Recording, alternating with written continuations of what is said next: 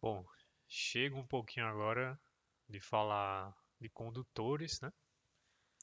Vamos seguir discutindo o que é chamado de expansão em multipolos. É, Quando a gente estudou assim a maneira de calcular o potencial elétrico de uma distribuição de cargas, a gente chegou numa relação integral, né? Eu já escrevi várias vezes na aula, que é essa daqui. O potencial elétrico numa posição R, ele é dado por 1 sobre 4πy zero, e aqui trava uma integral na densidade de carga na variável linha, dividido por R menos R', e aqui é um elemento de volume de V', né? Então vocês já estão cansados de ver essa expressão. E essa equação ela tem muita informação, né? Se você conseguir para uma dada distribuição de carga, né? Se você conhecer a distribuição de carga e você conseguir realizar essa integração, você vai ter o potencial em qualquer posição que você quiser do teu sistema, né? E é lógico que vocês devem ter percebido, trabalhando na lista, que é muito difícil fazer essa integração, né? Então, o que a gente vai estar interessado nessa aula é de desenvolver uma alternativa, vai ser um método de aproximação para quando eu estiver interessado em conhecer, por exemplo, o valor do campo elétrico ou do potencial elétrico, né? Numa posição que está muito distante da densidade de carga do sistema. Isso é muito útil, né? Até do ponto de vista prático. Se você tem uma amostra, sei lá, do tamanho de um palito e está carregada essa amostra, você quer saber o campo elétrico que ela está criando, você está observando essa amostra de muito longe, muito distante, né? Comparado à distância, sei lá, das moléculas desse palitinho, né? Dessa coisinha. Então, o que a gente vai desenvolver é um método sistemático que vai nos dar uma expansão, na verdade, em vários termos, e que onde o primeiro termo vai ser a primeira aproximação, vai ser muito boa. Se você está muito distante dessa distribuição de cargas, esse primeiro termo vai te dar a maior contribuição, depois vai ter o segundo, o terceiro, tá? Então a gente vai ver isso com muito cuidado. Então a ideia aqui é a seguinte: vamos supor que você tem uma distribuição de cargas que você conhece, tá? Desenha aqui esse símbolo. Eu vou colocar aqui a origem do sistema de coordenadas. Então, uma posição na densidade de cargas será descrita por um vetor R', e a gente vai estar interessado, ó, no potencial nessa posição R. Então, eu quero o potencial aqui na posição R, conhecendo a densidade de cargas dada por um R' aqui. E eu vou estar interessado quando essa posição estiver muito distante dessas cargas aqui, tá? Distantes no sentido que a gente vai fazer preciso daqui a pouco.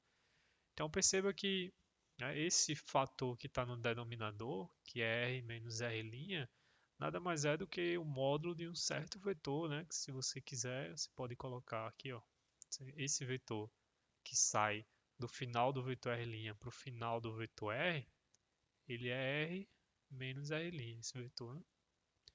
Então o módulo dele dá essa distância, que é exatamente esse fator que está aqui, módulo de R menos R', né? O tamanho dessa distância, que é a distância aqui do elemento de volume, né? Que tem uma certa carga, que é esse ρdV, né? Isso aqui a gente já cansou de ver.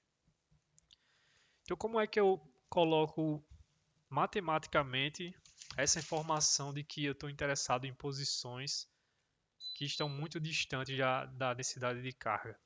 Ora, eu posso chegar aqui e dizer que nessas condições o tamanho do meu vetor posição, ou seja, essa distância aqui, né, do ponto onde eu estou olhando até a origem, eu quero que ela seja muito maior do que o módulo do vetor R', né? O vetor R' ele não é um vetor fixo, né? Quando você vai fazer uma integração, esse R' ele está correndo, mas ele está correndo exatamente nas posições onde tem carga. Então em inglês chama bounded. Ele não vai para o infinito, ele é fixo nesse sentido. Ele pertence a uma região de tamanho finito. Então esse R', a variação dele está me dizendo mais ou menos, né, onde tem carga. Então essa aproximação é equivalente a dizer que eu estou olhando, né, eu estou querendo saber o potencial muito distante da minha distribuição de cargas, tá? É muito chato ficar escrevendo essas duas barrinhas com o vetor dentro, então eu vou escrever simplesmente R muito maior do que R', significando que R sem nada, só a letra R é um número real positivo, que é o módulo do vetor posição, ou seja, esse tamanho aqui, né? Esse tamanho é o R, e o R' é o tamanho do vetor R', tá? O tamanho desse vetor aqui. Tá? Então essa aproximação que eu quero é exatamente essa daqui. Então o que a gente vai fazer é manipular essa integral, a gente vai jogar essa informação dentro dessa integral e ver se o que sai aqui é útil para a gente, né? Tá? E aí, ao fazer isso, a gente vai dar origem a vários termos, isso aqui vai se transformar numa série, tá? E essa série é chamada expansão em multipolo, só isso. E a gente vai analisar alguns termos dessa expansão. Então, como é que a gente vai incorporar essa informação na integral? Bom, é óbvio que o único fator que tem para a gente mexer é esse fator 1 dividido por R menos R'. Então a gente vai reescrever ele. Vamos lembrar que quando você tem um módulo de um vetor, isso aqui é igual a raiz quadrada do produto interno dele com ele mesmo. Então esse módulo desse vetor é raiz quadrada do produto interno dele com ele mesmo, ou seja, do vetor R menos R', produto interno R menos R'. Tudo isso aqui no denominador. Então a gente fica com, bom, quando vocês fizerem, né, vai ser produto interno de R com R, então dá R ao quadrado. Se eu utilizar essa notação, ele é simplesmente R ao quadrado. O produto interno do linha com linha vai dar mais R' ao quadrado. E os outros dois vão somar, vai ser menos duas vezes R produto interno com R'. Se você não conseguiu acompanhar, faz aí, pausa o vídeo, faz com cuidado. Continha simples, só fiz o produto interno, né? O produto interno ele é distributivo, então você pode aplicar ele a cada termo aqui desse termo, dessa expressão. Perfeito.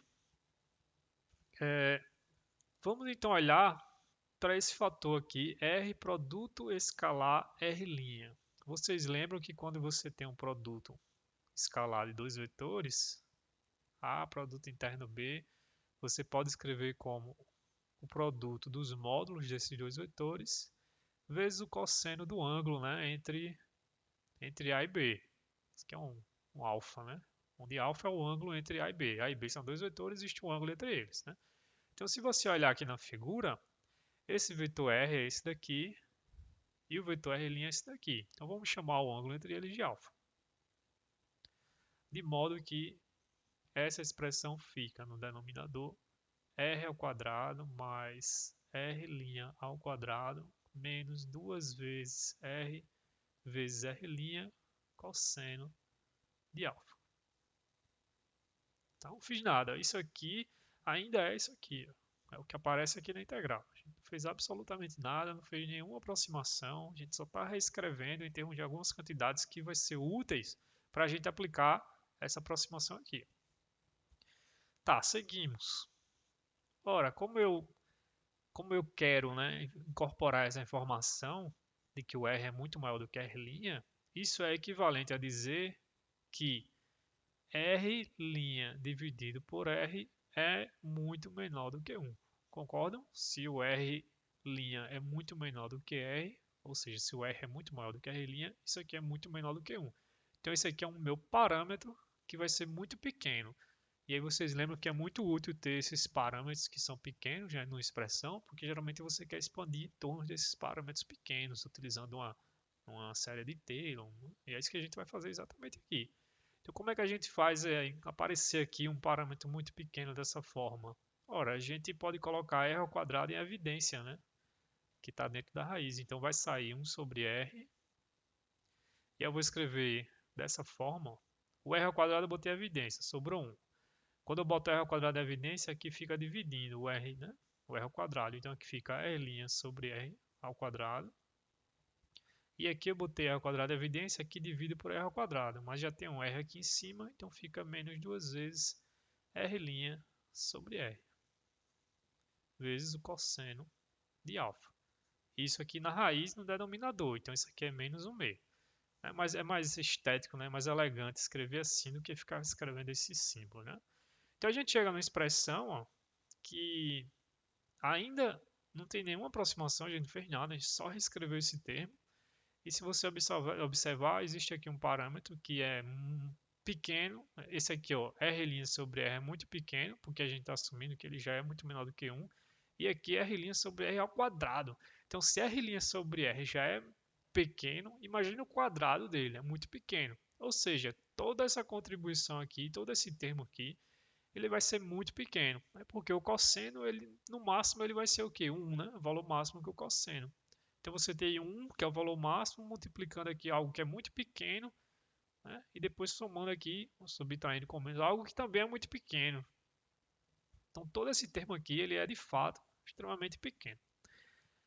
Então isso sugere que a gente utilize uma expansão binomial, né? Aí vocês lembram fazer aqui um parênteses, quando você tem uma expressão desse tipo, ó, 1 mais um certo número elevado a 1 meio, isso aqui é idêntico, tá? Uma identidade é igual a 1 menos epsilon sobre 2. Isso aqui é uma série de Taylor, né? Uma expansão de Taylor em torno de epsilon igual a zero. Se você imaginar isso aqui como sendo uma função f de epsilon, isso aqui, né?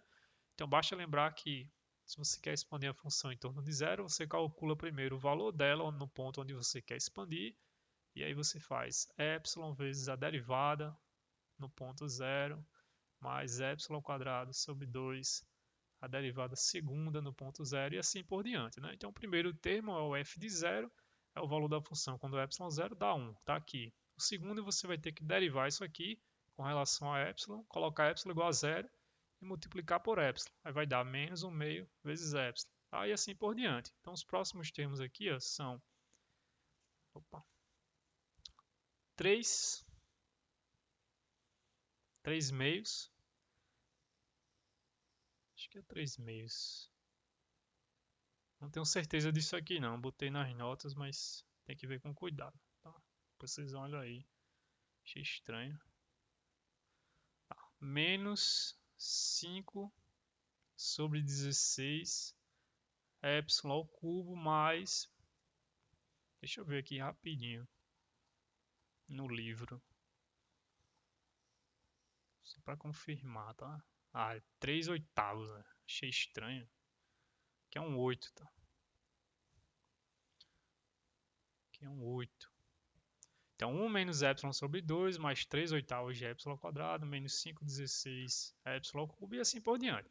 Isso aqui não é aproximação, tá? Isso é uma representação dessa função válida quando o epsilon for menor do que 1. Só isso. O módulo de epsilon é menor do que 1. Né? Vamos assumir que o epsilon é positivo aqui. Tá? Então, por exemplo, se você colocar do lado esquerdo dessa equação epsilon igual a 0,5, você vai ter 1 mais 0,5, que dá 1,5, né, na raiz quadrada inversa. Isso vai te dar um número. Se você colocar aqui 0,5 do lado direito e somar esses infinitos termos, você vai obter o mesmo número.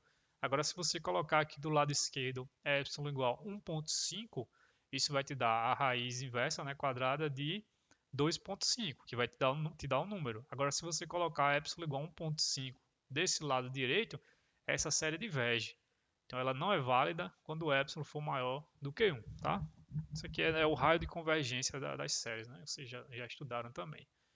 Perfeito. Então, a gente pode utilizar essa expansão ó, exatamente nessa expressão. Se você identificar o epsilon, que aparece aqui, como sendo R' sobre R ao quadrado menos 2 vezes R' sobre R cosseno de alfa. Né? Se você colocar esse epsilon aqui, você tem esse termo aqui, mas não vai mexer, que é 1 sobre R, mas esse termo entre colchetes é exatamente essa expansão.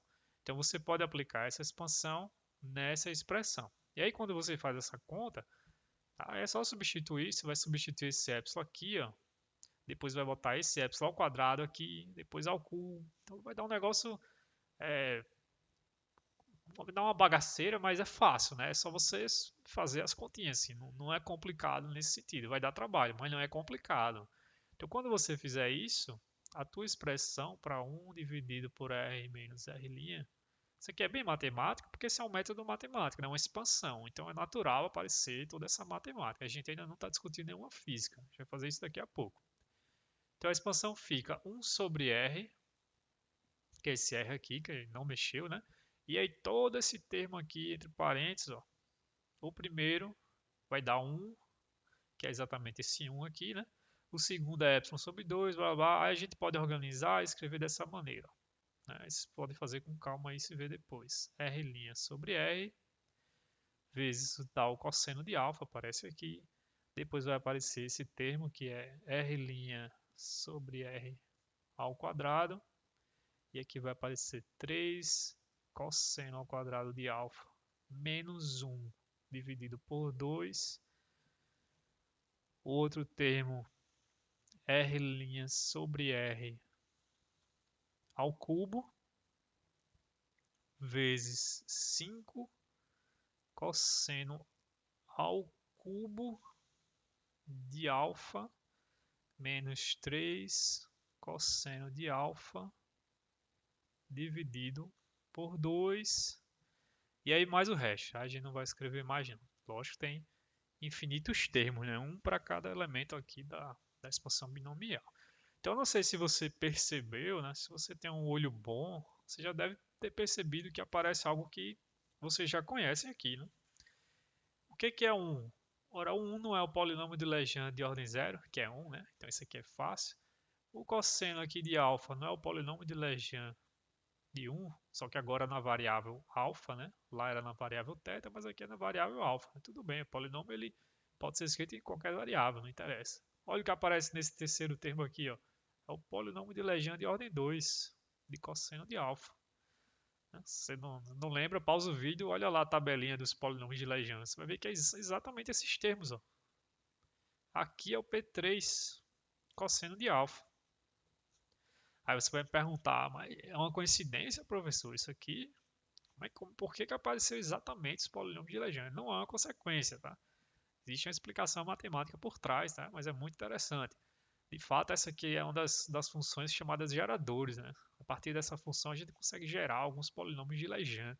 Então, se você olhar aqui, o que a gente está fazendo é nada mais do que expandindo essa função na base de Legendre, né? A base são os polinômios, P0, P1, P2, e os coeficientes da expansão estão aqui, ó. O coeficiente da primeira expansão é 1 sobre R, o coeficiente do segundo termo é 1 sobre R vezes R' sobre R, desse aqui é esse aqui, vezes 1 sobre R, né? E assim por diante, tá? Então é muito interessante mesmo a gente perceber isso. Então essa expressão, note que a gente ainda não fez nenhuma aproximação, tá? A gente expandiu, lógico que essa expansão é válida, ó, quando o epsilon for menor do que 1, ou seja, esse epsilon aqui ele tem que ser menor do que 1. E ele é? É, porque a gente está vendo que aparece aqui R' sobre R e aqui R' sobre R ao quadrado. E a gente está assumindo que R' sobre R é um número muito menor do que 1. Então, é uma expansão válida nesse domínio que a gente está interessado, ou seja, estou distante da distribuição de cargas, né?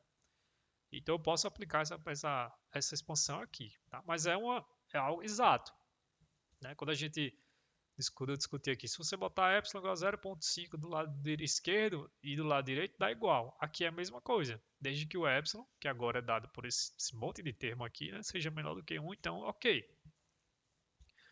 Então dá para reescrever toda essa bagunça de uma forma mais interessante. Eu posso escrever isso aqui 1 sobre R, que é esse primeiro fator, e aqui eu posso entrar com um somatório de L igual a zero até o infinito do que de R' sobre R elevado a L vezes o polinômio de Legendre na variável cosseno de alfa. Então olha só, a gente fez uma nova representação, né, dessa função aqui, 1 sobre R menos R', né, no módulo. A gente escreveu ela em termos da base de polinômio de Legendre. Aí você pergunta, pô, isso é útil? Parece que a gente está complicando o problema, né? Mas segura aí, vamos continuar. Então agora que a gente tem uma expressão para 1 sobre R menos R', a gente pode substituir, ó, lá naquela integral do início do potencial. Tá? E se você fizer isso, o novo potencial na posição R, lá naquela posição da imagem, né? Nunca esqueça essa imagem aqui na tua cabeça, né? A gente sempre está numa posição aqui está a distribuição de carga, o alfa está aqui, ó. Nunca esqueça essa imagem, essa figura mental. Então agora ele pode ser escrito com 1 sobre 4πε0, né? Não muda, é o termo que aparece lá na integral original. O somatório eu posso tirar ele da integral, né? Um somatório, que isso tudo vai entrar na integral, né? Então eu posso tirar o somatório, posso tirar esse r, porque ele não entra na integral, porque a integral é na variável linha. E aqui também tem um r, ó, elevado a l, né? Então esse r com esse r elevado a l dá o quê? 1 sobre r, l mais 1. Viram? É esse r com esse r aqui, né? E como não tem linha, eu posso tirar da integral. Então tudo que tem linha eu vou deixar dentro da integral. O que é que tem linha? Esse r' elevado a l, a gente pode escrever assim, ó, r' elevado a l. O PL, cosseno de alfa, eu não posso tirar da integral. Por quê? Porque o alfa, ele implicitamente depende de r', né? Se você olhar a imagem, ó, se eu mudar r', ou seja, se eu percorrer aqui a minha fonte, o r' muda, consequentemente esse alfa vai mudar também. Então, apesar de não estar explícito, né, não está explícito, esse alfa é uma função de r'. Se você quiser ser mais correto, né, você pode escrever assim. Que mais? A densidade de carga, né, que sobrou lá em cima. E aqui o elemento de volume de V'. Então, nesse ponto, você pode questionar com toda razão, né, o fato da gente estar escrevendo algo que está aparentemente muito mais complicado. Você olha para mim e vai dizer, professor, você quer que eu trabalhe com essa expressão que tem infinitos termos, que aparece polinômio de Lejeune, no lugar dessa daqui, que é tão bonitinha, tão compactazinha, né? Aí, lógico, o que eu vou dizer para vocês é que se você estiver olhando muito distante da tua distribuição de cargas, essa aproximação vai ser muito útil. Então é isso que a gente vai discutir agora, tá? Até esse momento, essa expressão ela é exata, no sentido de que desde que esse epsilon seja menor do que 1, né? Desde que isso aqui seja obedecido. Então, por exemplo, você talvez não consiga aplicar essa expressão se você estiver numa posição aqui, ó, né? Muito próxima da densidade de carga, porque aí o epsilon não vai ser tão pequeno. Mas a gente está assumindo que você sempre está com esse epsilon pequeno, tá? Perfeito. Então, essa aqui é a famosa expansão em multipolos. Vocês vão encontrar expressões desse tipo assim, expansão em multipolos, por toda a vida da carreira de ótica do eletromagnetismo. A gente vai inclusive estudar uma expansão em multipolos do campo magnético. E quando vocês estiverem em eletro 2 do doutorado, vocês vão estudar também uma expansão em multipolos de um campo total, de campos que variam no tempo, né? Ou seja, de ondas eletromagnéticas. Se você olhar aí as linhas de pesquisa, né? Por exemplo, espalhamento de ondas, tanto faz ondas acústicas, ondas eletromagnéticas, o espalhamento dessas ondas por materiais, a maneira que o pessoal resolve esse problema é através de uma expansão também em multipolos. A gente vai discutir tudo isso, tá? Do ponto de vista bem elementar.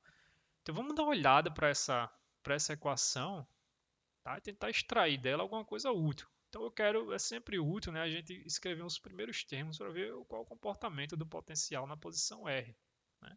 Esse R agora está muito distante da distribuição de cargas. Então, para L igual a zero, se você colocar L igual a zero aqui e pegar o primeiro termo dessa expansão, ora, L igual a zero, esse termo aqui dá 1 sobre R, porque L aqui é zero. O L0 aqui dá 1, o L0 aqui dá 1, e sobra só a integral da densidade de carga, que é o quê? A carga total. Então, o primeiro termo é simplesmente a carga total dividido por 4π ε0r. Então, olha só, você está me dizendo, se você estiver olhando essa distribuição de carga de muito longe e você quer saber qual o potencial aqui, a contribuição mais forte vai ser essa daí. É o termo L igual a zero. Quer dizer, eu preciso saber a carga total ali, dividir pela distância onde eu estou olhando e acabou-se, né? E multiplica por esses 4πε0 aí. O segundo termo, que aparece quando L igual a 1, ele é dado por 1 4π ε0, né? Que ele está aqui, ele vai aparecer em todos os termos. Quando L for 1, aqui eu tenho L mais 1, então vai ficar R ao quadrado. Então eu fico com 1 sobre R ao quadrado. E integral, quando L for 1, eu fico simplesmente com R'. Quando L for 1, o polinômio de Legendre de ordem 1 é simplesmente o cosseno de alfa. E aqui eu fico com a densidade de carga R', dV'. Né? Esse aqui é o segundo termo. O terceiro termo, ele é 4πε0 1 sobre R ao cubo, que agora o L vai ser 2, né? L0, L1 e L2. E aqui eu fico com a integral de R' ao quadrado. E aí entra o polinômio de Legendre, de ordem 2, que é 3 meios do cosseno ao quadrado de alfa menos 1 meio, vezes a densidade de carga R', dV', e aí todos os outros termos, né? A gente vai fazer todos os outros termos ali. Então perceba que cada termo aqui ele tem uma característica de distância. Ó. O primeiro termo ele cai com 1 sobre r, o segundo termo com 1 sobre r ao quadrado, o terceiro termo com 1 sobre r ao cubo e assim por diante. Então se você olhar numa distância cada vez maior da distribuição de cargas, né, o r aumenta, a gente espera que cada termo desse fique cada vez menor. Então aqui que você começa a ver a utilidade dessa expansão. Né? Se a gente está olhando uma distribuição de carga muito longe, e eu quero saber o potencial numa posição muito longe, esse termo vai contribuir, é o mais forte, porque é o que ele decai mais lentamente. Né? Imagina um gráfico de 1 sobre x e um gráfico de 1 sobre x ao quadrado. Qual que vai para zero mais rápido? 1 sobre x ao quadrado.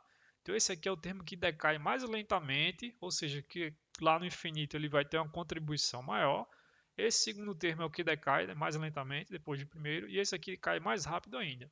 Né? Ou seja, 1 sobre x cai mais lento do que 1 sobre x ao quadrado, que decai mais lento do que 1 sobre x ao cubo, e assim por diante. Existe uma nomenclatura, tá? Que é bom assim a gente ter em mente. Esse primeiro termo aqui, que é o termo com L igual a zero, é chamado termo de monopolo. O segundo termo, que é o termo com L igual a 1, ele é chamado termo de dipolo. Terceiro termo, que é o termo com L igual a 2, é chamado termo de quadrupolo. E assim por diante. A gente nem chega a estudar os outros, tá? E na verdade, nesse curso a gente vai se preocupar muito com esse daqui, o de dipolo. Porque esse primeiro é meio óbvio, né? Ele é só a carga total. O segundo ele já é um pouquinho mais complicado e ele vai ter um papel muito importante quando a gente for estudar dielétricos, né? Que é o nosso próximo assunto. E o quadrupolo, ele geralmente é muito pequeno, não contribui quase nada. Tanto porque o R aqui já está ao cubo, e tanto que porque essa integral aqui para determinadas distribuições de cargas, ela já dá um valor também muito pequeno. Mas eu acho que no livro texto, o Griffiths explora tá, alguns problemas com essa contribuição de quadrupolo, mas a gente não vai fazer isso aqui não. O livro texto também não explora o quadrupolo no corpo do texto, tá? Ele só deixa para as questões mesmo. Então dá uma olhada nessa expressão, né? Se eu chego para vocês aí, dou uma densidade de carga e eu pergunto, eu quero saber o potencial numa posição muito distante. A primeira coisa que você tem que fazer, se você quiser me dar uma resposta assim, né, na hora, assim, rápida, é olhar a carga total daquele sistema. E é fácil, você olha a carga total, vai tantos. Aí você me diz, ó, o potencial muito distante é a carga total dividido por 4πε0 e a distância onde você quer saber. Tenta fazer essa resposta, né, com a integral. Você não tem como responder isso aqui diretamente. Por quê? Porque essa integral que a gente vem trabalhando até então, ela tem muita informação. Ela é válida para qualquer posição do espaço, inclusive para pontos dentro da densidade de carga.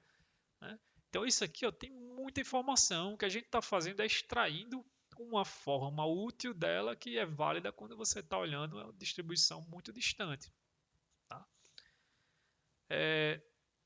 Veja que o termo de monopolo ele depende só da carga total da tua distribuição, né? Então, por exemplo, você pode ter um certo sistema com densidade de carga em que a carga total é zero. Por exemplo, eu posso ter um sistema formado, vou colocar em preto. Está aqui um exemplo de um sistema, uma carga mais Q e outra carga aqui menos Q. Aí eu dou esse sistema para vocês, duas cargas, mesmo módulo, sinal contrário. Aí eu pergunto, qual é o valor do potencial muito distante? Aí você vai olhar, eita, poxa, a carga total desse sistema é zero. Então essa contribuição ela não vai contribuir em nada. Eu tenho que olhar para a próxima, né? Um outro exemplo é, por exemplo, aqui, ó, eu te dou esse sistema de cargas, duas cargas, essa aqui e essa aqui tem um sinal negativo. Então é menos Q, mais Q. Mesma coisa, ó, se eu perguntar para vocês qual é o valor do potencial muito distante dessas cargas, você não vai poder responder utilizando somente esse termo, porque a carga total aqui também é nula. Aí você, né, existem infinitos sistemas, por exemplo, você pode ter uma esfera condutora, por exemplo, como a gente já estudou aqui, em que, né, no hemisfério norte aqui você tem uma carga total mais Q, e no hemisfério sul dessa esfera você tem uma carga total menos Q. Então essa esfera ela está carregada, ela vai criar um campo. Só que se você olhar esse campo muito longe, você não vai poder dizer, ó, o valor mais forte da contribuição é esse. Não é, porque a carga total também é zero dessa esfera, né? E aí você pode ter infinitos sistemas. Você pode ter uma barra atritada, que aqui eu tenho atrito aqui dá positivo, até metade, e na outra metade é negativo. Essa barra ela está atritada, ela tem carga, ela vai criar um campo elétrico, vai criar um potencial no espaço. Se eu perguntar qual é o potencial muito distante, né, dessa carga, você não vai poder utilizar esse primeiro termo aqui, porque a carga total, eu estou assumindo aqui que o mais aqui e os menos são iguais, né? Então a carga total é zero. Então o que acontece se você está lidando com esses sistemas, né, onde a carga total é zero e você não pode, né, utilizar esse primeiro termo para responder isso, o valor do potencial muito distante. Você tem que ir para esse segundo termo, tá? Então é esse segundo termo que eu quero explorar agora. Ele é de longe o termo mais importante assim na história do eletromagnetismo. Se você já trabalhou com alguma pesquisa envolvendo interação radiação-matéria, inclusive vocês vão ver isso no curso de quântica, vocês vão ouvir falar em, né, interação de polo, aproximação de dipolo, tá? Tudo isso está envolvido nessa ideia da expansão em multipolos, tá? Então eu queria discutir, né, a grande parte aqui do horário dessa aula vai ser voltada a esse termo, né, o termo de dipolo. E a gente vai encontrar ele também na discussão de dielétricos, iniciando na próxima aula, acredito eu. Então vamos pegar esse segundo termo aqui e eu vou escrevê-lo, tá? Vou reescrevê-lo aqui dessa forma. Eu vou chamar de VDIP. Vou seguir o livro texto, o Griffiths também chama dessa forma, tá? VDIP. E ele é 1 sobre 4π ε0 r ao quadrado. E então integral aqui bem estranha, né? R' cosseno de alfa, ρ e R' e o elemento de volume de V', né? Lembrando que o alfa depende de linha, né? Depende daqui, ó, de onde você está com a variável linha. Se você mudar R', você muda alfa. Então, se você muda uma coisa e ela muda outra coisa, aquela outra coisa vai depender da coisa que você mudou, né? Então, alfa é função da R'. Então, o que a gente vai fazer primeiro é reescrever, obviamente, dessa integral de uma forma mais maleável, né? Do jeito que ela está, assim, está muito obscura, justamente por causa desse fator aqui do cosseno de alfa, né? Se eu te der, assim, de cara uma densidade de carga ρ, pedir para você integrar com esse cosseno aqui, você vai ter que pensar um pouco. Então vamos colocar ela numa forma mais moldável, que dê para a gente trabalhar diretamente. Então eu vou ter que mexer nesse alfa. Vocês lembram como o alfa apareceu? Ele apareceu aqui, ó. Cadê? Aqui, né? Quando eu peguei esse produto interno, que eu utilizei essa relação, né? Então, R escalar R' deu R' cosseno de alfa. Então eu vou colocar aqui de novo. R produto interno R' deu o módulo de um, que é R, o módulo de outro, que é R', e apareceu o cosseno de alfa. Então perceba que no integrando eu tenho aqui R' vezes cosseno de alfa, e aqui eu tenho R' vezes cosseno de alfa. Então eu posso escrever R' cosseno de alfa, utilizando essa expressão, como sendo o quê? Eu divido aqui por R, né? Então, eu vou ficar R, produto interno, R', e vou botar o R aqui, ó. Por que que eu botei o R aqui? Porque agora eu tenho esse fator, né? E o que acontece quando você divide um vetor pelo módulo dele? Você obtém um vetor unitário, né? Se você quer o vetor unitário de um vetor A, você pega o vetor A e divide pelo módulo dele.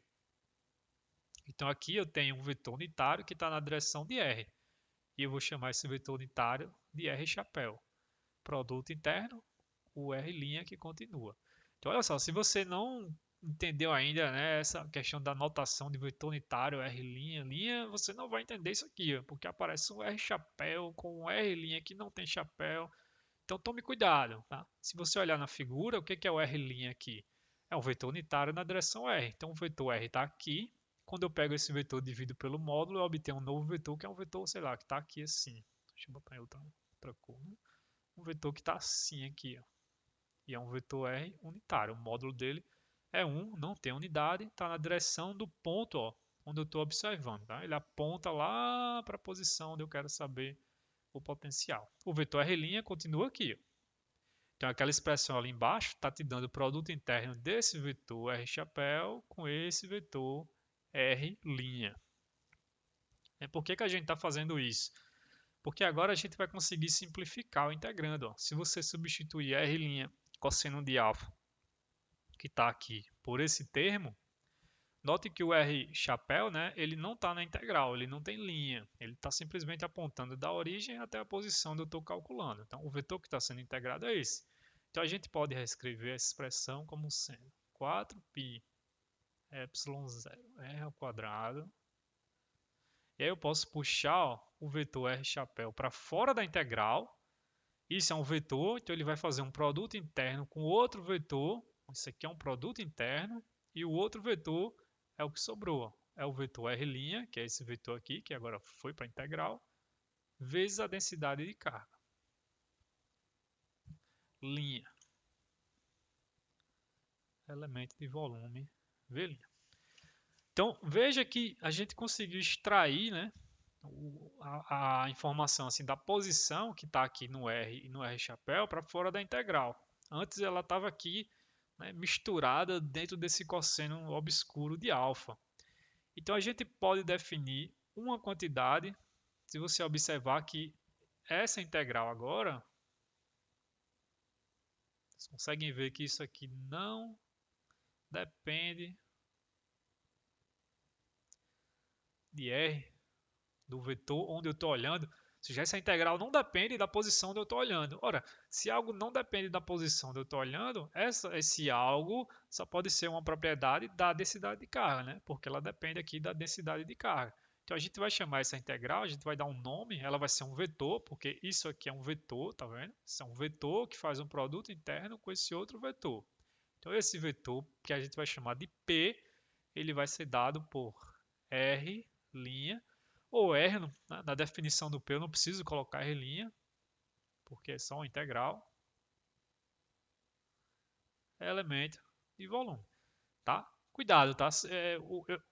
A definição é essa, mas quando você vai olhar aqui, você tem que colocar a linha. O que eu estou dizendo é que esse R aqui não é o mesmo R onde eu estou olhando.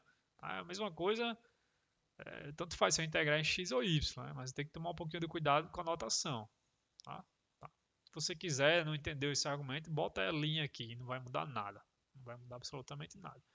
Então, esse vetor é uma quantidade que depende exclusivamente da distribuição de carga. Tá? E ela é tão importante que ela ganha um nome. Isso aqui é chamado de momento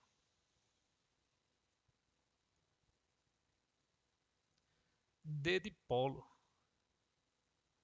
Na verdade, é momento de dipolo elétrico, porque depois a gente vai estudar o momento de dipolo magnético. Mas lá a gente introduz o dipolo magnético. Então, é chamado momento de dipolo. Então, dado uma distribuição de cargas, né, de uma densidade de carga, a primeira coisa que você tem que fazer é calcular esse vetor P. Então, agora a gente está associando, olha só que interessante, algo físico, que é uma distribuição de carga, né, uma esfera, uma casca esférica. Então, a gente está associando isso a um vetor. Um vetor é o quê? Uma quantidade que tem três coordenadas e está apontando em alguma direção do espaço. Então agora é útil você não visualizar mais a tua distribuição de carga como algo físico, mas sim como um vetor. E esse vetor é calculado a partir dessa integral. Então perceba que existe um vetor na integral, tá? Dentro da integração. Então, por exemplo, a componente x desse vetor seria uma integral de x vezes a densidade de carga, xyz, uma integral no volume. Então, para um pouquinho para contemplar, tá, essa integral. Na lista vão ter alguns exercícios para vocês aplicarem também. Tá? Mas tem um vetor aqui que ele está sendo integrado.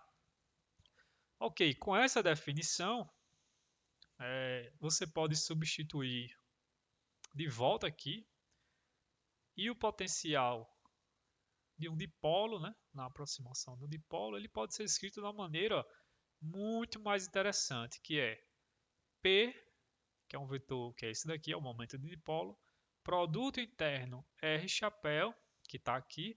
Eu mudei a ordem porque eu posso, né, mudar a ordem. É comutativa a propriedade de produto interno dividido por 4 π epsilon 0 r ao quadrado. Então, eu acho que vocês concordam comigo que essa forma para o potencial do dipolo, da contribuição do dipolo, é muito mais simples do que essa integral que a gente tinha aqui no início, né? Então, o que ela está dizendo é, dada a densidade de carga, a primeira coisa que você vai ter que fazer é calcular esse P. Depois que você calcular o P, você vai pegar o produto interno dele, ó, com um vetor, que é um vetor unitário, na direção onde você quer saber o valor do potencial. Então, essa imagem que eu desenhei aqui no início, né? Para o caso da aproximação de dipolo, ela vira simplesmente assim, ó. Você vai ter aqui a densidade de carga, mas você não vai mais visualizar isso como densidade de carga, você vai visualizar isso simplesmente como um vetor P agora. Esse vetor P é dado por essa integral. E aí você vai ter, sei lá, a origem do sistema de coordenadas, aí eu quero olhar o potencial aqui. Então você vai pegar esse vetor unitário R chapéu, vai apontar ele aqui para a direção onde você quer, direção, e vai pegar o produto interno dele desses dois vetores só. Tá? E quando você pegar o produto interno desses dois vetores, vai te dar uma função que vai em geral depender do ângulo, né? Do ângulo que faz entre P e R, etc. E você vai substituir aqui no numerador. É assim que você calcula a contribuição de dipolo magnético. Então é realmente muito mais simples. Tá? Veja que essas expressões que a gente está colocando, elas são válidas quando você tem uma densidade volumétrica. Mas, se você lembrar novamente que ρdV é simplesmente o dq, então você pode escrever o dq em termos de sigma dA, que é uma densidade superficial de cargas, né? Ou até lambda dL, que é uma densidade linear de cargas. Então você tem esse aqui é o caso mais geral, que é um volume de cargas, mas vocês vão ver nos problemas aí que ele vai te dar um anel carregado. Então vai ter um anel com a carga nele assim. E aí você vai calcular o momento de dipolo desse anel carregado. Então vocês vão fazer uma integração numa linha que é do anel. Então é mais conveniente utilizar, né, lambda dl. Tá? A gente também já discutiu isso aqui em outras partes do curso. Né? Outra coisa, se o seu sistema for formado não por densidades contínuas, como é o caso do ρ, do sigma e do lambda, mas se for com cargas pontuais,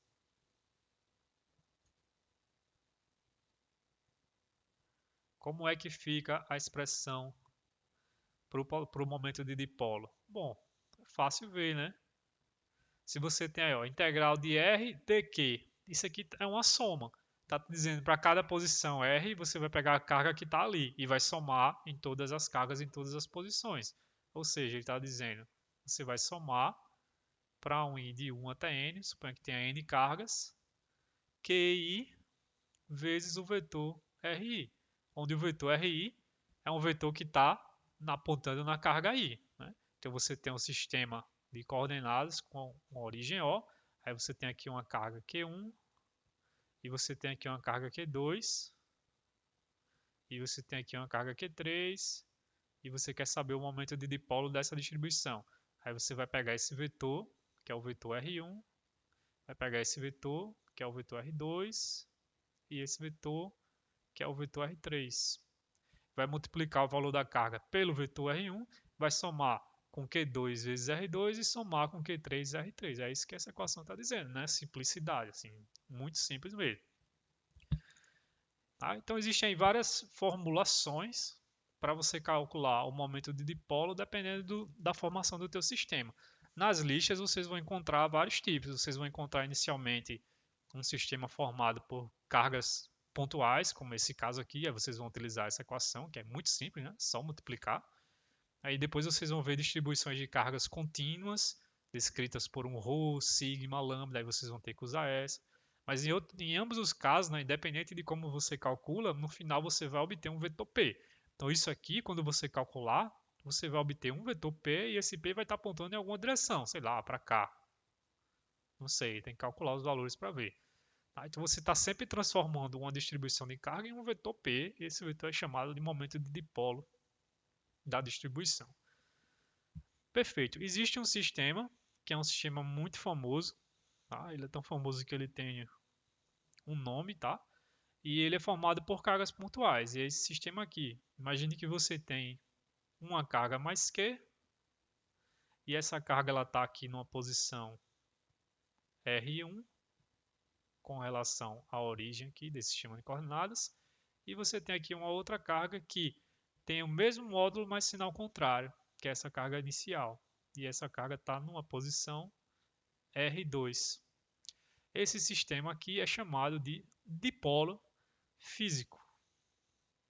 Eu vou explicar o termo físico lá na frente, tá? Mas vamos chamar isso aqui de dipolo físico, porque vai existir o outro dipolo, que é o dipolo ideal. Aí eu vou dizer a diferença. Então é um sistema muito simples, né? São duas cargas. E uma tem uma carga mais Q, outra tem uma carga mais Q. Então qual é o momento de dipolo dessa distribuição? Ora, de acordo com essa equação que a gente acabou de ver, o momento de dipolo é: eu pego a primeira carga, Q, ou a segunda, né? Tanto faz a ordem, mas eu pego o Q, multiplico pelo vetor posição dela, que é o R1. Pego a segunda, somado, só que tem um menos, que a carga tem um sinal negativo, e multiplico pelo vetor R2. Isso aqui eu posso escrever como sendo Q R1 menos R2. E você pode identificar esse vetor nesse diagrama. Ó. Qual vetor, se eu for desenhar aqui esse vetor R1 menos R2, ele está para onde? Bom, ele está aqui. Ó. Esse vetor é o vetor R1 menos R2. Então vamos chamar esse vetor de D. D é esse vetor aqui, então. Então essa expressão ela fica simplesmente Q vezes D. Então, o módulo do vetor D está representando a distância entre as duas cargas, né? Porque o módulo do vetor D vai te dar essa distância aqui.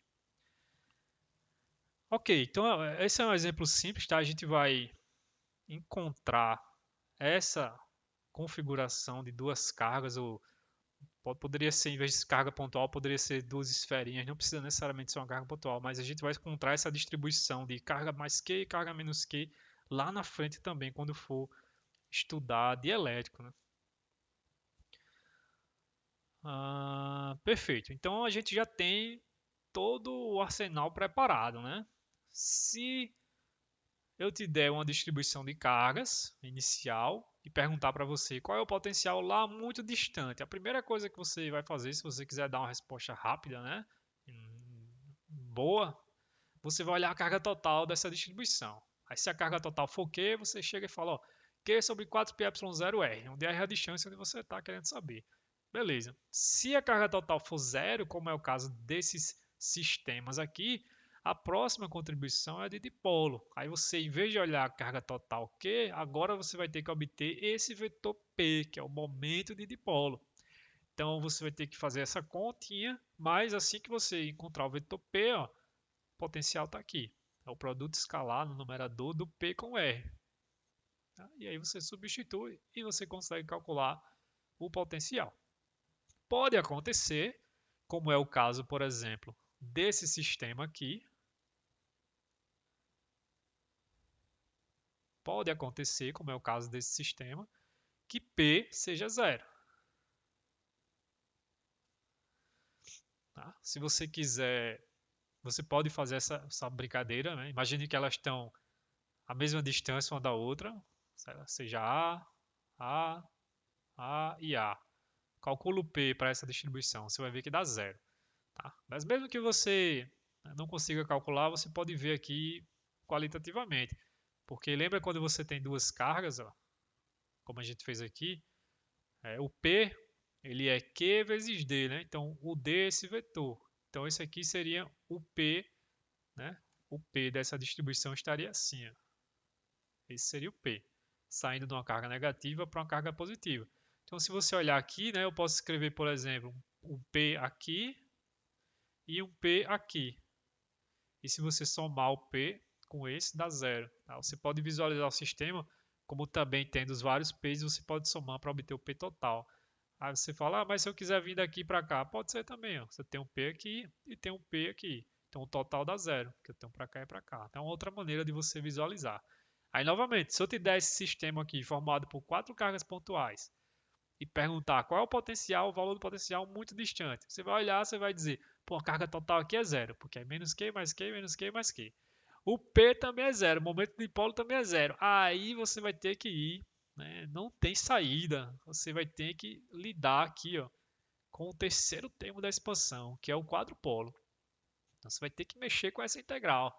Então, vocês estão vendo que a coisa pode não ser tão simples, né? E é um sistema relativamente tranquilo, né? São quatro cargas. Quatro cargas. Agora, se você mexer uma delas, se você tirar da posição uma delas, aí pode aparecer um momento de dipolo. Tá? Então é muito importante a posição das cargas, realmente. Tá? Para esse mesmo, não é que a quantidade de cargas que vai determinar se tem Q ou P momento de dipolo, não.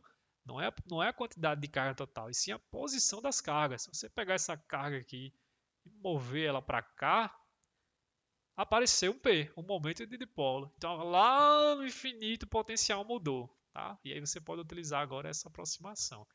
Então cada caso é um caso. Tá? Você tem que tomar um pouco de cuidado.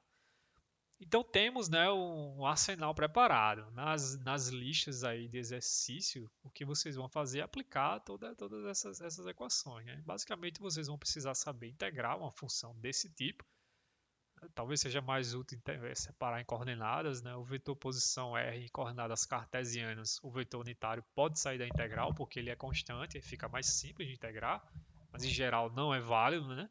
Se você quer trabalhar com um sistema que tem uma densidade esférica e você vai escrever o vetor R esférico, o vetor da base esférica ele não pode sair da integral. Né? Então, tome um pouco de cuidado quando forem fazer as questões dessa lista. Então eu queria discutir um outro aspecto desse dipolo elétrico, né? Porque ele é uma quantidade tão importante, esse dipolo elétrico, esse momento de dipolo, desculpa, esse momento de dipolo ele vai aparecer tanto no curso, né? Então a gente tem que ter certeza de que está entendendo o que é que ele está me dizendo por trás, né? Então vamos supor o seguinte, vou fechar aqui a discussão. Vamos supor que eu chego para João e Maria e dou aqui uma distribuição de cargas. Tá? Então existe aqui uma densidade de carga ρ, volumétrica no espaço. Aí eu chego para João e Maria e peço para eles calcularem o momento de dipolo dessa distribuição. Aí João chega aqui, ele vai escolher uma origem do sistema de coordenadas. Então João chega, eu quero escolher essa origem aqui, O1. Então eu vou especificar uma posição aqui através de um vetor R1. E a densidade de carga que João vai ver vai ser ρ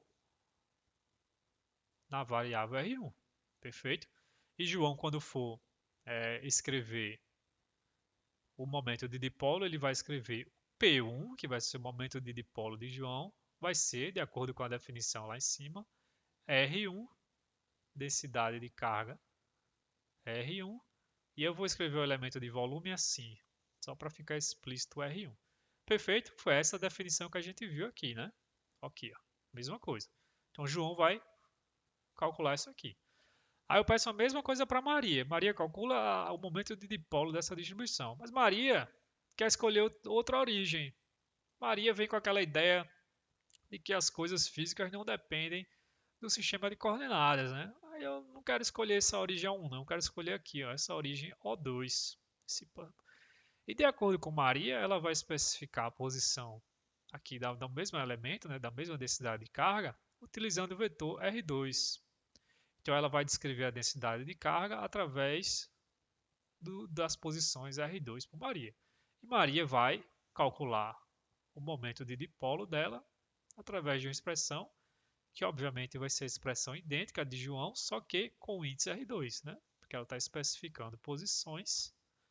Na régua dela lá vai ser uma régua com posições R2. Ok. A minha pergunta é, será que se João fizer essa integral aqui e Maria fizer essa integral, eles vão obter o mesmo vetor? Essa é a minha pergunta. Então vamos analisar isso aqui um pouquinho. Vamos pegar a expressão para Maria. Maria está com P2, que vai ser R2, densidade de carga R2, e aqui o elemento de volume na variável R2.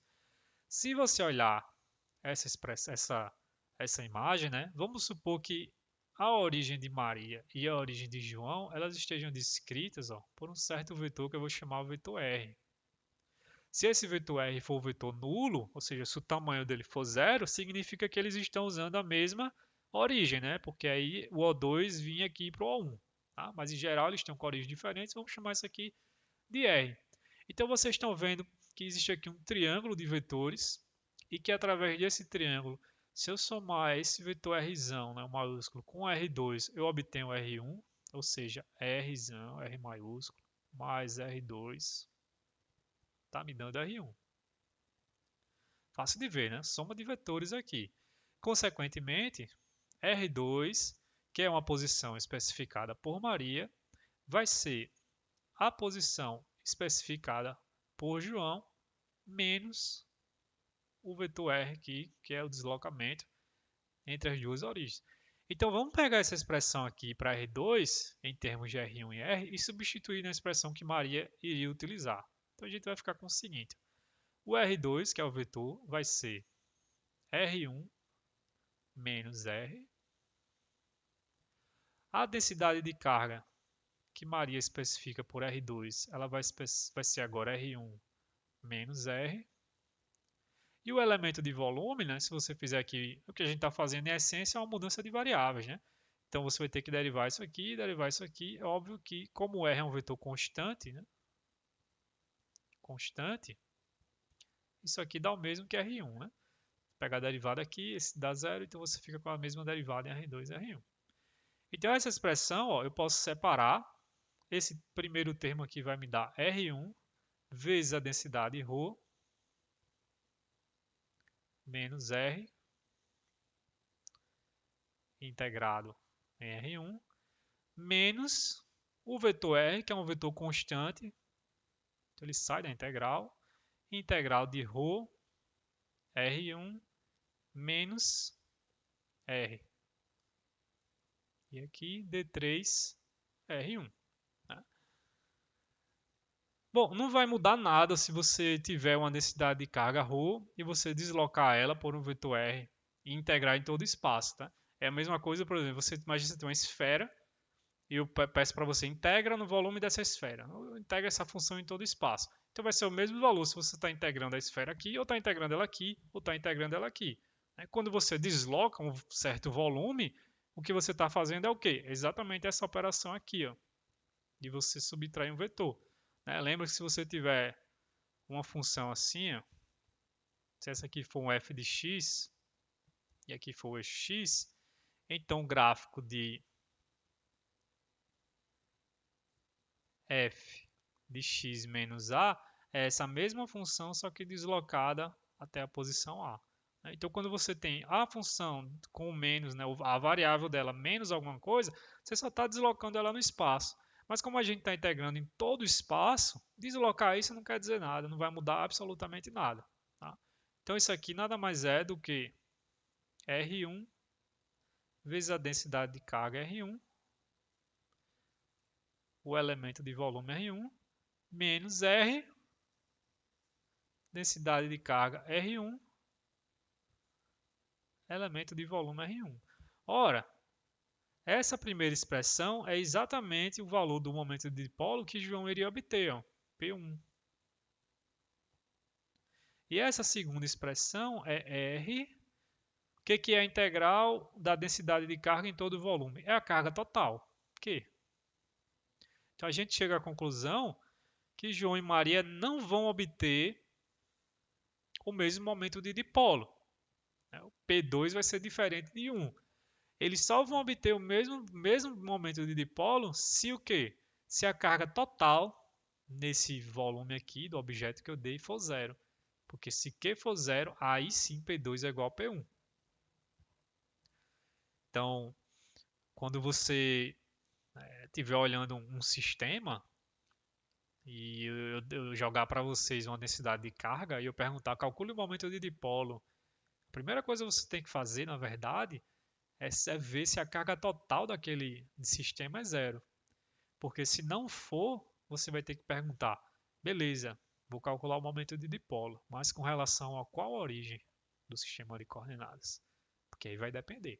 Tá? Então, por exemplo, para esse sistema aqui, que é o dipolo físico que a gente viu, ó, que era o mais Q e o menos Q, como a carga total aqui é zero, o momento de dipolo vai ser o mesmo, independente da origem do teu sistema de coordenadas. Ele vai ser dado por essa expressão aqui. Agora, se eu te der esse outro sistema formado por três cargas, ó, suponha que aqui seja mais Q, menos Q e menos Q. Aí eu pergunto para você, qual é o momento de dipolo dessa distribuição de cargas? Aí você está vendo que a carga total aqui não é zero, né? Porque eu tenho mais Q, menos Q e menos Q. Então você vai ter que perguntar, beleza, com relação a qual origem? Porque eu vou obter valores diferentes se eu escolher minha origem aqui, se eu escolher minha origem aqui, se eu escolher minha origem aqui. Aí você vai me perguntar, mas o momento de dipolo não é algo físico? Como é que algo físico vai depender, da origem do sistema de coordenadas? Bom, não é algo físico. Algo físico é o campo elétrico, né? Lembra que o potencial, que é o que a gente está calculando, ele é arbitrário por uma soma de uma constante. Então, isso aqui tem uma relação com isso. Quando eu digo que, ó, se você olhar, a relação entre esses dois momentos de dipolo é tem aqui uma parte que é uma constante. Então, quando você for calcular o campo elétrico e você for derivar, essas constantes elas vão embora. Aí você obtém o mesmo campo elétrico. Tá? Então, o momento de dipolo ele depende da origem do sistema de coordenadas, desde que a carga total do teu sistema não seja zero. Né? Não seja zero. Se a carga total for zero, aí beleza, você pode calcular com relação a qualquer origem do sistema de coordenadas. Tá? Então essa é uma discussão interessante. O livro explora mais algumas coisas e aí vocês podem dar uma olhada lá também. Tá? Então essa discussão, né, essa parte que está aqui na tela agora, era só para discutir isso. Será que se duas pessoas, né, forem calcular o momento de dipolo a partir de duas origens diferentes do sistema de coordenadas, vão obter a mesma resposta? Não, em geral. Só vai ser a mesma resposta se a carga total, tá, do teu objeto for zero. Tá? Fim de papo, é isso. Em geral, não vão ser iguais. Então, quando vocês estiverem resolvendo problemas aí e comparando respostas, e vocês estiverem calculando o momento de dipolo, né, de certas densidades de cargas, se a densidade de carga, se a carga total não for zero, vocês podem obter respostas diferentes, tá? Então vocês têm que especificar qual é a origem do sistema de coordenadas que vocês estão utilizando, senão não vai dar para comparar. Aí um vai ficar achando que está com a resposta errada, outro com a certa, ou está todo mundo errado. Então tem que tomar um pouco de cuidado com isso aí. Tá? Bom, finalmente, né? Qual que seria a cara do campo elétrico gerado por um potencial dessa forma aqui? Né? Que a gente está estudando aqui só o potencial até o momento. Então, se eu tenho esse potencial, qual seria a cara do campo elétrico? Ora, vamos supor, né, então vou botar aqui o campo elétrico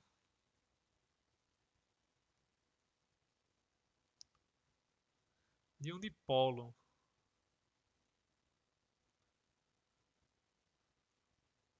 Tá? Campo elétrico de um dipolo. Ok, então vamos supor que eu te dou uma distribuição de carga e você calcula o momento de dipolo, o vetor P. Aí você observa que o vetor P está na direção Z. Então ele tem aqui um certo número, né, que pode ser positivo ou negativo. Se esse P aqui, veja que eu estou usando P e P, mas aqui P é o vetor e P aqui é a componente desse vetor. Então essa componente ela pode ser positiva ou negativa. Se essa componente P for positiva, significa que o momento de dipolo está na direção positiva de Z. E se for negativa, ele está apontando na direção oposta do eixo Z. Aí vamos supor que você calcula, tá? Não estou dando um sistema, vamos supor que você tem um certo sistema, você calcula e observa que o momento de dipolo está na direção Z. Então, obteve o P. O que é que você faz? Produto interno com R chapéu. É o que está no numerador aqui da expressão, né, do potencial de dipolo. P escalar R. Então, vamos colocar aqui um sistema de eixo, só para a gente se orientar. Eu tenho aqui o eixo Z. Aí eu falei para vocês que vocês calcularam. E o P deu nessa direção. Como eu botei aqui para cima, né? Estou assumindo que essa componente é positiva. Então, esse aqui está o P em vermelho. E eu estou querendo calcular numa direção arbitrária aqui, R. Então, esse aqui seria o R chapéu, né, para cá. Ora, esse produto interno é o módulo de um vetor, que pode ser o módulo do R chapéu, que é 1, porque é um vetor unitário. O módulo do outro, que seria o P, né, assumir que o P aqui é positivo, e o cosseno do ângulo entre eles. Ora, se você tem um vetor posição aqui R e aqui é o eixo Z, então esse ângulo é exatamente o θ lá, que é um ângulo polar em coordenadas esféricas. Note que isso nem sempre vai ser o caso, né?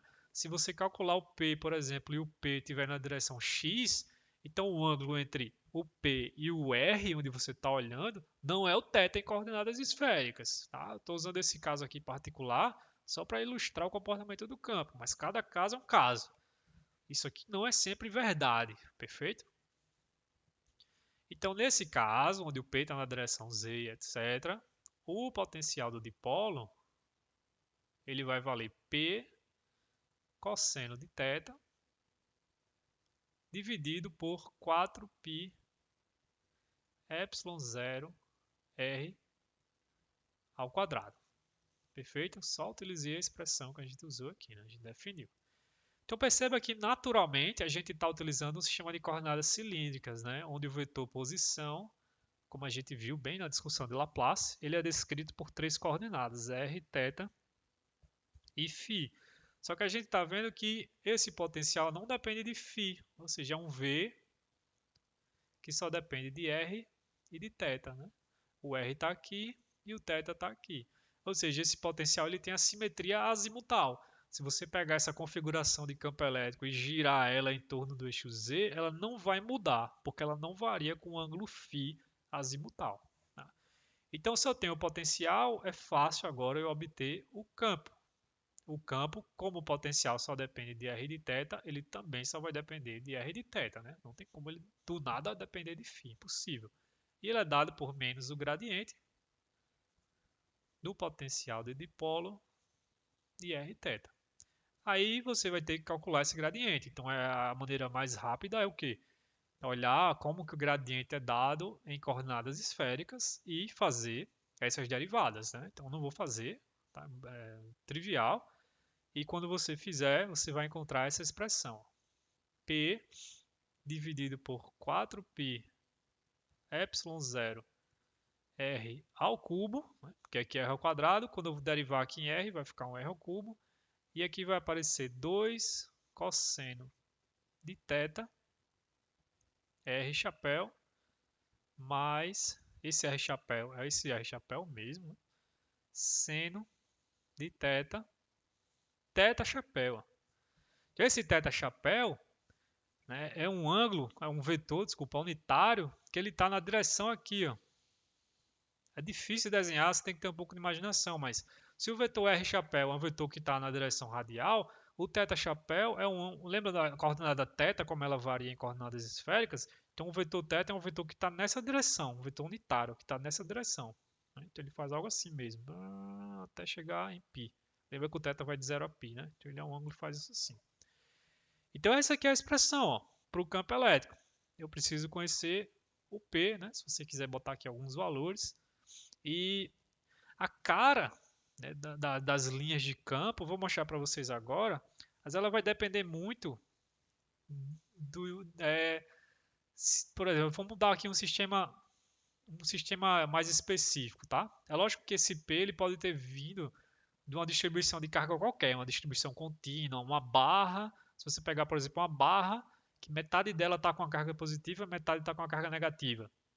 Mais Q e menos Q distribuído numa barra. E você for calcular o P, dependendo de como você orienta a barra, né? Se você colocar ela na direção Z, o P vai ser dado dessa forma também.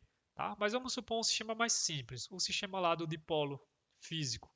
Se você tem um dipolo físico, ou seja, você tem uma carga mais Q e uma carga menos Q, né? Essa aqui foi o nosso dipolo físico, o que eu falei lá na frente. Por que ele chama de dipolo físico? Porque aqui existe uma distância finita entre essas duas cargas. Tá? Bom, e beleza, mas qual seria o dipolo ideal? O dipolo ideal é o seguinte, ó. Imagine que você começa com esse sistema, mas aí você diminui a distância entre essas cargas pela metade, ou seja, agora você tem uma distância d sobre 2, mas você dobra as cargas. Então agora você tem 2Q e você tem menos 2Q. E continua fazendo isso, ó. Diminui a distância.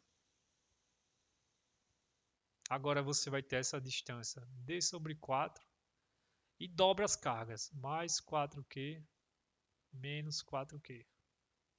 E continua fazendo isso.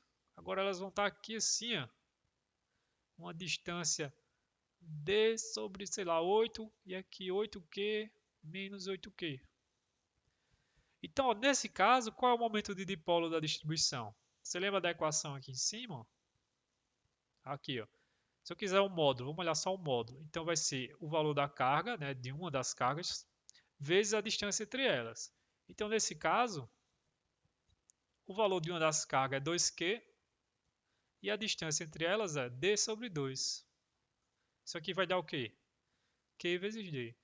Nesse caso, qual é o momento de dipolo? O valor da carga, 4Q, vezes a distância entre elas, d sobre 4. Isso aqui vai dar o quê? Q vezes d. E qual é o momento de dipolo dessa? A carga, que é 8Q, vezes a distância entre elas, d sobre 8. Isso aqui vai dar o quê? Q vezes d. Então eu tenho sistemas diferentes, vocês estão vendo? Aqui eu tenho uma carga que é 2Q, aqui eu tenho uma carga de 4Q, aqui eu tenho uma carga 8Q e a distância entre elas é diferente. Mas o dipolo, o momento de dipolo é o mesmo. Então, um dipolo ideal, ele é formado no limite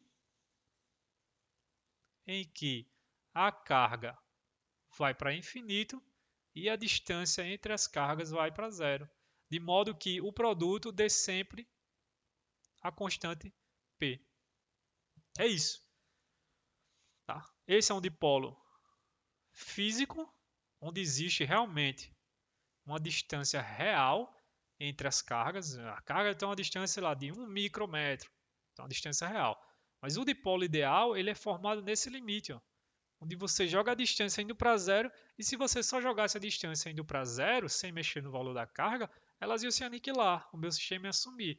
Então como é que a gente impede isso? A gente joga a distância para zero, mas coloca o valor da carga indo para infinito, ó, de modo que durante esse processo, o produto das duas sempre vai dar um valor constante. É um processo matemático, né, muito interessante. Muito interessante. E isso gera uma consequência física, porque esse dipolo físico, ele chama de físico justamente porque na vida real, né, na natureza, a gente sempre vai ter uma distância entre as duas cargas. Esse aqui a gente não vê na natureza, apesar de que existem várias aproximações quando a distância entre as cargas for muito pequena. Mas, em ambos os casos, se você olhar para essa expressão, né, e colocar aqui o teu P, ó, o comportamento do campo ele vai ser diferente só se você estiver olhando próximo das regiões de cargas. Então, deixa eu mostrar para vocês aqui uma figura. De novo, vou entrar naquele negócio de tentar pegar a figura, mas ela está por aqui. Ou não, porque eu não consigo nem mexer mais.